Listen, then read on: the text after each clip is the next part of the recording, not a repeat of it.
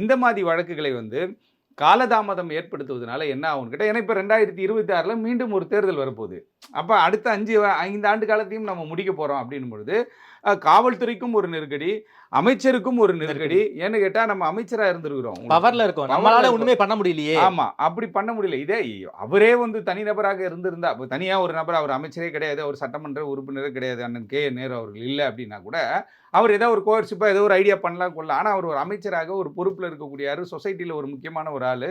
அப்படின்பொழுது அவருக்கே ஒரு சூழ்நிலை இப்படி ஏற்படுகின்ற பொழுது, அதை நம்ம வந்து சட்ட ரீதியாகத்தான் சந்தித்தாகணுன்ற ஒரு சூழல் அவங்களுக்கு. மத்தபடி வேற எதுவுமே பண்ண முடியாது இதுல. ஏன்னா இப்ப ஏஓ, பிஓ, சிஓ யாரோ ஒருத்தவங்க பண்ணிட்டாங்க அப்படி தெரிஞ்சா, நேரடியா போய் அவங்கள தாக்கவும் முடியாது, நேரடியா எதுவும் பண்ண முடியாது. இப்ப நீதிமன்றத்தினுடைய பர்வியூக்குள்ள வந்துட்ட பிறகு, நீதிமன்றம் ஒரு ஸ்பெஷல் இன்வெஸ்டிகேஷன் டீம ஒரு பெரிய டாஸ்க் இது. வருண்குமார் ஐபிஎஸ் அவர்களுக்கு இது ஒரு பெரிய டாஸ்க். ஏன்னா இதை கடந்து வந்த பாதை பார்த்தீங்கன்னா, மிகப்பெரிய அதிகாரிகள்லாம் இது உள்ள இருந்திருக்கிறாங்க. மிகப்பெரிய சிபிசிஐடி சென்ட்ரல் ஏஜென்சில இருந்திருக்காங்க. சென்ட்ரல் ஏஜென்சிலாம் இருந்திருக்காங்க. அப்படின்னும்போது இதுல வந்து பல்வேறு சிக்கல்கள், பல்வேறு என்ன கேட்டீங்கன்னா, நடைமுறை சிக்கல்கள்லாம் அங்க இருக்கும். ஏன்னா கனெக்டிவிட்டியா இருந்தால் ஒழிய இந்த வழக்கில் வந்து உண்மை கண்டறியக்கூடிய ஒரு விஷயத்துக்குள்ள காவல்துறை வர முடியாது. அதே போல இதுவரைக்கும் கலெக்ட் செய்யப்பட்ட ஆவணங்கள், இதுவரைக்கும் இவங்க யார் யாரெல்லாம் வந்து, ஏன்னா இப்போ மார்ச் மாதம் 28ஆம் தேதி அவருடைய நினைவு நாள்.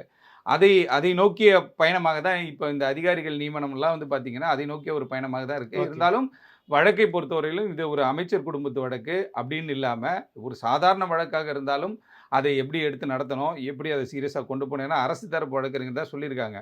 நாங்க ரொம்ப கிளியரா போயிட்டு இருக்கோம். எல்லாமே தெளிவா இருக்கு. ஒண்ணும் பிரச்சனை இல்ல.